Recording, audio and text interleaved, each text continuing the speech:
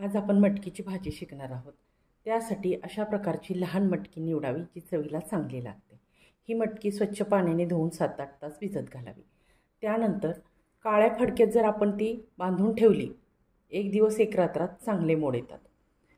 ही मोड आलेली मटकी माझ्याकडे तयार आहे। मटकीची भाजी फोडणी टाकण्याआधी 15-20 मिनिट आधी साधारण अशी ही पाण्यात टाकून ठेवावी, त्यामुळे ती चांगली फुलते आणि कमी पाण्यात चविष्ट शिजते।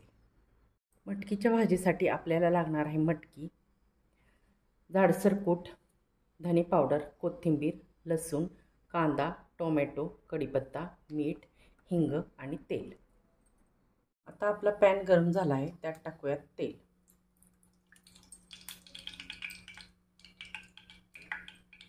तेल गरम झाल्यावर त्यात टाकूयात जिरे मोहरी।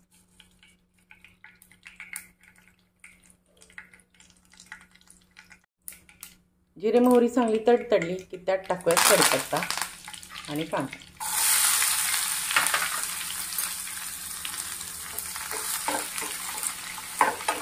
कांदा चांगला परतून घेतला की त्यात टाकूयात टोमॅटो।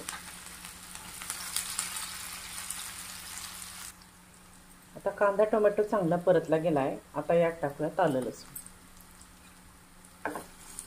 हे चांगलं परतून घेऊयात।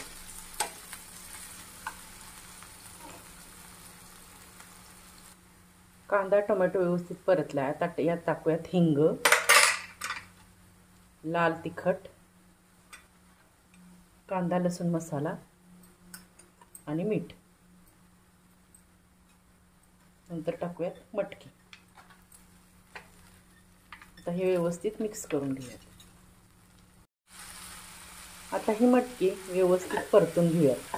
ही मटकी साधारण 5 ते 7 मिनिटं चांगली परतून घ्यावी, म्हणजे ती चवीला छान लागते। ही मटकी छानपैकी परतली आहे। आता यात घालूयात दाण्याचं कूट आणि थोडीशी धने पावडर।